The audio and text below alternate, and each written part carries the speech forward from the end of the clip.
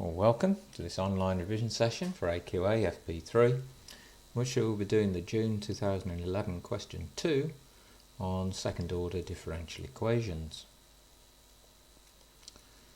As you can see in this question, we're given a second order differential equation, and in the first part there is a suggested particular integral with constants p and q, which we will have to find in order to show that this is a solution to the given second order differential equation. Going on then from that particular integral, you then use the auxiliary equation and complementary function to find the general solution. And once we have the general solution, we are then given some conditions on which we'll be able to determine any other constants to find one particular solution that fits those conditions. Well, the first part of this question then, we're given the fact that y is equal to p plus q x e to the minus 2x, and so the first thing we need to do is to find the first and the second differentials. So the first differential of constant is 0, differential then of qx e to the minus 2x, we have a product. So if we differentiate the first part, that's q, it's differential of qx, times e to the minus 2x, and then the differential of e to the minus 2x will be minus 2 e to the minus 2x, remembering to differentiate the power, so that will give us minus 2 qx e to the minus 2x. We now have to do the second differential.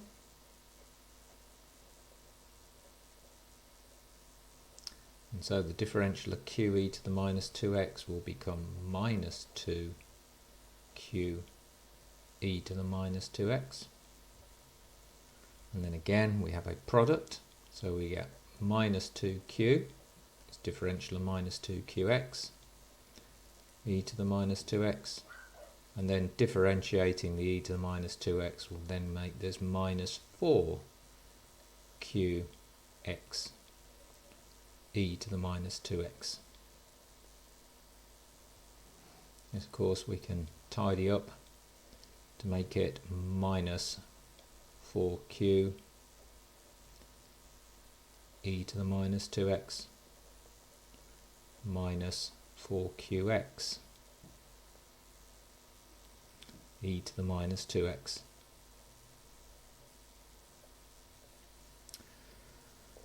Next thing we need to do is to then substitute all of those into the differential equation that we have. So if we do that, substitute, we will get minus 4q e to the minus 2x minus 4qx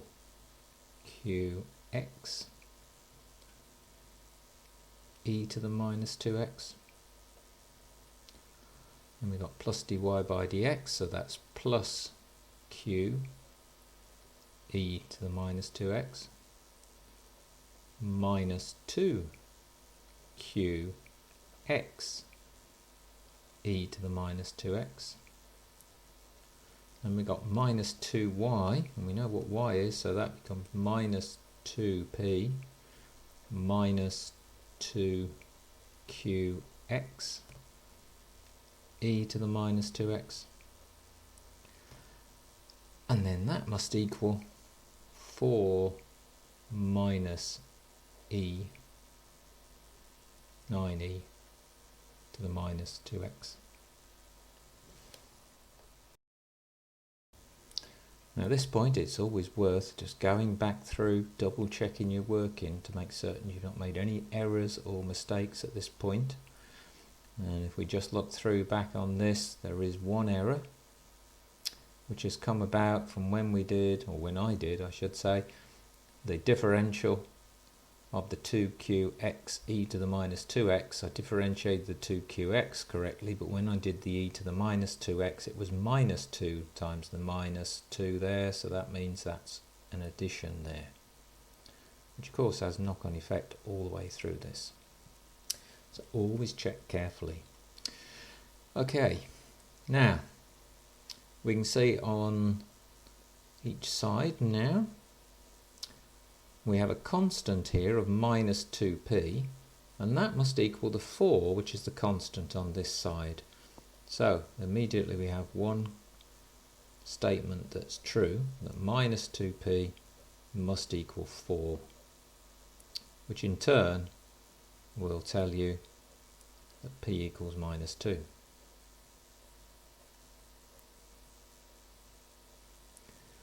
Then if we look at the let's say the 4qx e to the minus 2x, there's none of them on this side, on the right, and on the left we got 4 of them, minus 2 of them, minus 2 of them again, so they all disappear. So the only thing we then need to look at are the e to the minus 2x's, and that will give us a second equation that must be true. So we got minus 4q of them there, and then we've got q of them there, so that's plus q, and that's it, and that has to equal negative 9. So if we solve that equation, that will tell us that q is equal to 3.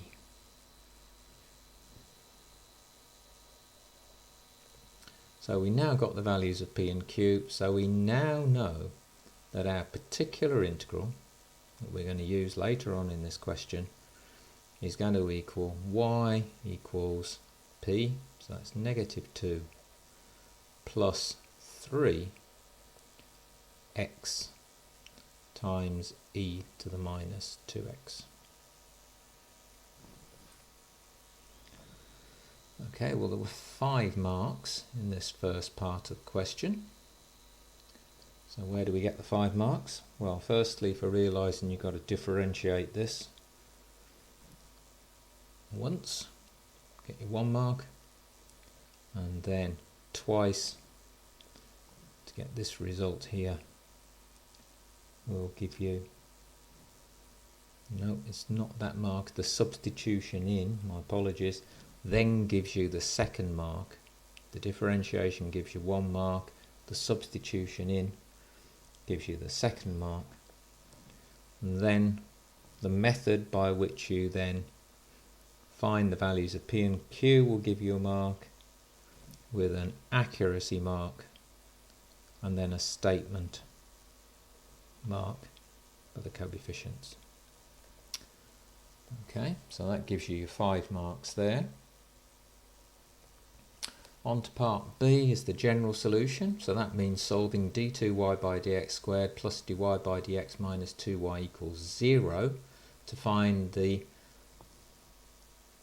complementary function. So to do that, we first find the auxiliary equation. And of course the auxiliary equation is given by solving the quadratic formed from the coefficients of each part within the differential equation. So there's 1 dy by dx squared, so that's 1 lot of m squared, 1 lot of dy by dx, so that's 1m, and then there's minus 2 lots of y, so that gives you a minus 2 equals 0. So we need to factorise this to solve it, so we can say this is going to be m plus 2 times m minus 1 equals 0, which gives you your 2 values of m as negative 2 and 1. So our complementary function is going to be y equals a e to the minus 2x plus b e to the x. So to then get the general solution, we know we've got to add together the complementary function and the particular integral from part A. So that becomes y equals a e to the minus 2x plus b e to the x, and then our complementary function, which was 3 lots of x times e to the minus 2x minus 2.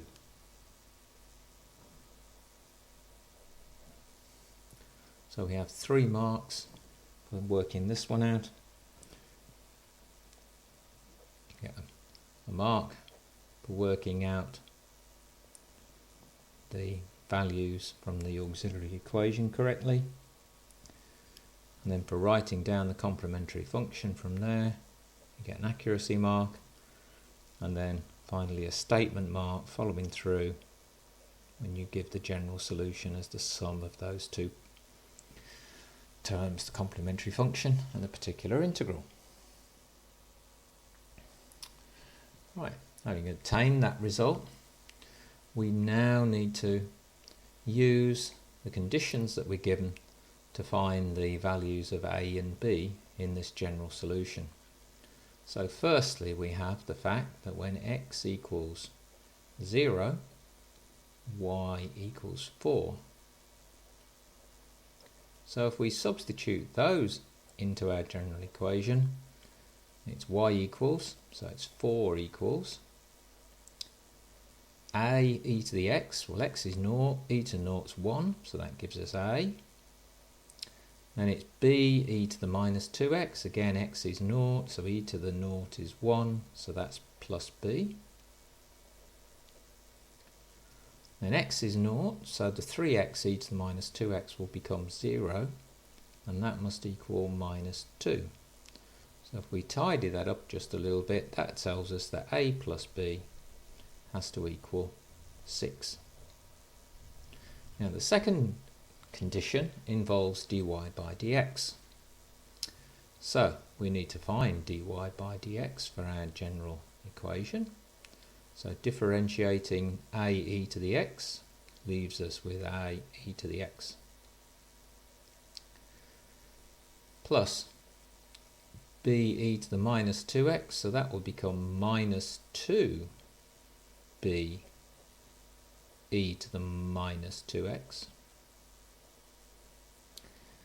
And the next bit is a product, so differentiating the 3x gives us 3 e to the minus 2x, and then differentiating the e to the minus 2x will give us minus 6x when we multiply it by minus 2 e to the minus 2x, and the differential of the minus 2 is 0. Now what are we told? We're told that as x tends to infinity, dy by dx has to tend towards 0. So if we look at these terms, we can see, well, what can we see? Well, as x tends to infinity, e to the minus 2x will tend towards 0. So this one tends towards 0.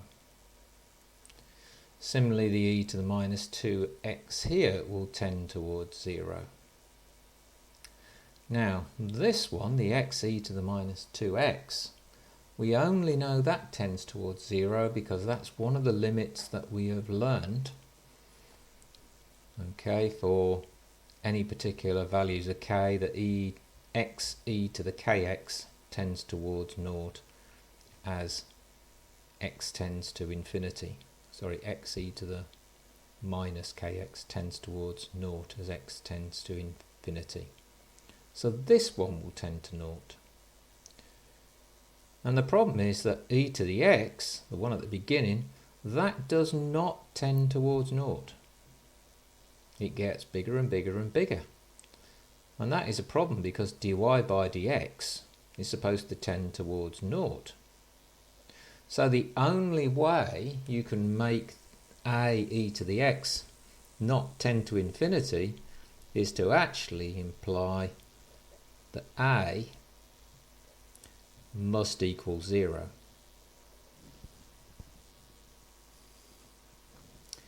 So having got the fact that A equals 0, then that tells you that B, because of the fact A plus B equals 6, B must equal 6.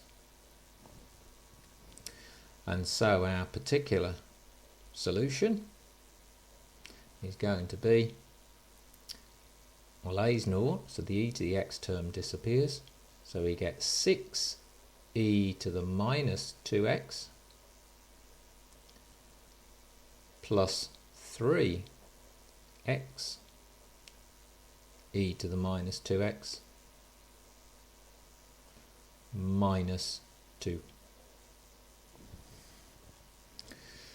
So where do we pick up our 4 marks in this particular part?